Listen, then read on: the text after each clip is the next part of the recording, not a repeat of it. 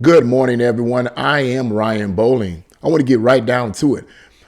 I find it interesting that BLM, or Black Lives Matter, is not just celebrated and promoted here in America as a great organization that helps black people and bring equality to black people and justice to racial injustice. But there are people in London that are actually celebrating Black Lives Matter with fireworks, believe it or not. There was an article I read from Trending Politics, an online conservative news site, that gave this news. And so I'm going to read this article that's going to probably blow your mind. And then I'm going to give my opinion. It's a relatively short article. And then I'm going to give my opinion on what I believe that Black Lives Matter is, what they really represent, and how much justice they have actually brought to America and the black community. So I'm going to begin that article right now. And the title of that article is Woke London Celebrates BLM and NYE Fireworks Show. It begins, it's not just crazed leftists in America that are cheering on the Marxist BLM organization. One, many argue, cheered on, if not outright instigated, the George Floyd riots. In fact, our cousins across the pond, the Brits, apparently decided to express their support for the radical race-focused organization during London's New Year's Eve fireworks show. Isn't that interesting? Through the fireworks show, though the fireworks show has traditionally been apologetic, it's a mispronounced word there, apolitical, though the fireworks show has traditionally been apolitical and focused on fun rather than pushing a radical leftist agenda, this year, those that turned into the show were subjected to a rolling barrage of pro-BLM and pro-leftist propaganda. See, so it's all political. But I ain't going to get to it. I'm going to get to that after reading this article. To begin the politicized ceremony, London Mayor Sadez Khan, I know I'm mispronouncing it, but I am not good with names, people, a Muslim, let Hamilton actor Gal Sarisa read a woke poem that referenced such topics as climate change, see, there you go, and praise for Britain's socialist healthcare system. See, it's all political, pushing the globalist political ideology. And it didn't end there. The wokies in charge wouldn't let taxpayers enjoy the event just yet. After the woke terrible poem, the firework display began with a tribute to the national soccer team saying, quote, "The players take the knee, united in their stance against racism," end quote. The event referenced was when England's football team took a knee to express its support for BLM. Often while the crowd booed, get that now, often while the crowd booed, goes to show you that everybody not goofy, everybody not ignorant, people. That reference to their kneeling is significant because taking the knee, an act made famous by failed American football player Colin Kaepernick, is an act clearly associated with BLM, a pro-CRT Marxist organization. Absolutely. According to Breitbart, the woke fireworks display isn't exactly out of the blue. As it reports, the show took a hard left turn when London's Muslim mayor was elected in 2016. Since Labar's Sadiq Khan first became mayor in 2016, London's traditional fireworks show has taken a more multicultural and left-leaning theme. All politics. For London's 2020 New Year's Eve fireworks display, a clenched fist in reference to Black Lives Matter was raised above the city. What a far cry from the days of Churchill, much less Edmund Burke or the Iron Duke. That's the end of that article right there. Well, where do we begin? First and foremost, I'm not surprised. I'm not surprised because all socialists, all Marxists, all communists tend to think alike in many references. But this just goes to show you that Black Lives Matter is not about bringing justice to black people. It, as a portion of the article says, it is a neo-Marxist, pro-Marxist, whatever way you want to put it. They are a Marxist organization bent on bringing socialism and communism to America. That is their purpose. Let me ask this question for anyone that may be able to answer this. During the 2020 riots and protests, which were mostly riots when it came to BLM and Antifa, but right now we're talking about BLM, what good did they bring to the black community? Somebody tell me that. I'll wait. Now, somebody may be saying, well, you know, there was someone that they gave millions of dollars to one of the families that whose son or daughter, whatever, was killed by a police officer.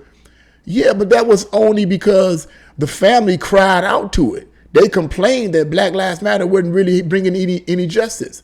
Had Black Lives Matter been about bringing equality and justice to black people, it wouldn't have been a problem. That would have been the first thing on their roster. The purpose of Black Lives Matter is to cause chaos, to tear down the country in order to reform it again into a communist country. I'm going to keep saying that till people get it. As far as I'm concerned, people need to stop. So black people and people in general, black people in particular, need to stop supporting this group. They don't care about you folks. One of the co-founders, I cannot remember her name, but I'm pretty sure most of you guys remember her name, stated in an interview that they are trained Marxists. They are trained Marxists. Basically, what she's saying in summation is we are trained chaos agents. We bring chaos into a situation. We look at strange situations. We take advantage of those situations, and then we cause as much chaos and disunity as possible. Okay, I'm pretty sure that Black Lives Matter is going off of the book written by neo-Marxist, what is his name? Neo-Marxist, what is his name? He wrote a book back in 1970, 1972 called Rule for Radicals. Rule for Radicals. And he was a neo-Marxist who believed in bringing in chaos. His idea wasn't about unity. It was about bringing in chaos. It was about splitting things up, causing as much problems as you possibly could in order to bring in Marxism, in order to bring in communism. Okay, that was his whole objective. It was not about unity. Okay. Saul Alinsky, that was his name. Saul Alinsky wrote a book back in 1971, 1972, right around that time. Rules for Radicals. Read that book. It gives the blueprint on how to organize Marxists, to organize groups, get them together, organize these activist groups, get them together and cause chaos. But anyway, that's what Black Lives Matter is all about. What good have they brought to the black community? They've only brought chaos, millions and millions of dollars in property damage and death. But you don't never see any of them get arrested, do you? You never see any of that happen. That's because the system is protecting them. And this situation in London here is just showing you that there are other people who have the same mindset. There are other socialists in other countries, other neo-Marxists in other countries, other communists supporting individuals who support this whole ideology. This whole thing is political. It is not about justice, people. It's political, political. Think about this. During 2020 and even before then, but particularly 2020, when Black Lives Matter really amped up their riots and protests, when they took advantage of the George Floyd situation, which was a very unfortunate situation, I must say, but that's a whole nother story, and I'm not going to get into that because I have my own opinion about that as well. And it's not an opinion that people on the left like. I don't care. It's the truth. It's facts. That's what I like to deal with. During that time, during the 2020 year, when Black Lives Matter and Antifa was out here causing all this chaos, Every incident that happened, there was everywhere. There was everywhere. But it was political. It was political because the objective was to get Trump out of office. The purpose was to get rid of him. The purpose wasn't to bring justice to black people. The purpose was to get Trump out of office. Think about it. How many of us are hearing anything about Black Lives Matter now? How many of us are hearing anything? I asked the same question to someone some time ago. Not many, right? Not many. You ain't hearing much, right? But white police officers are still killing. They're still killing people. Not the way they put it, but black people are still getting shot by the police. But you don't hear hardly anything. Just recently, a few weeks ago, an African American male on one of the streets in my city was walking around with a gun, shooting it in the air, and then the police were called, and they told him, put the gun down. He aimed the gun at them. They began shooting at him. Now, if this had been 2020, Black Lives Matter would have been all over it. Never mind the fact that the man aimed a gun at them. In other words, I'm going to shoot you first. Never mind that. They would have been all over it. Because it's not about facts with them. It's about taking advantages of situations and causing chaos to push their agenda. That's what it's about. Okay?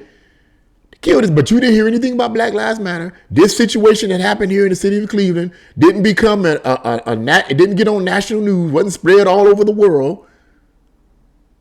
Wasn't spread all over the world because Trump is out of office now. See, it's real quiet right now. It's real quiet. Trump is out of office. But I guarantee you this, and this is my opinion. I could be wrong, but I have this feeling that I'm not.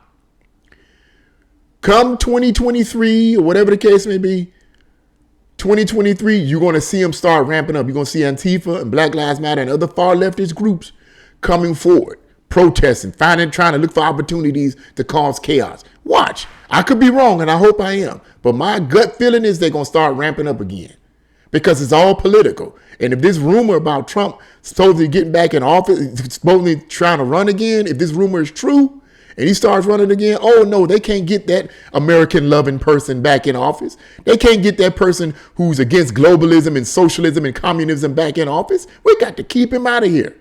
And you best believe it's going to be even more violent.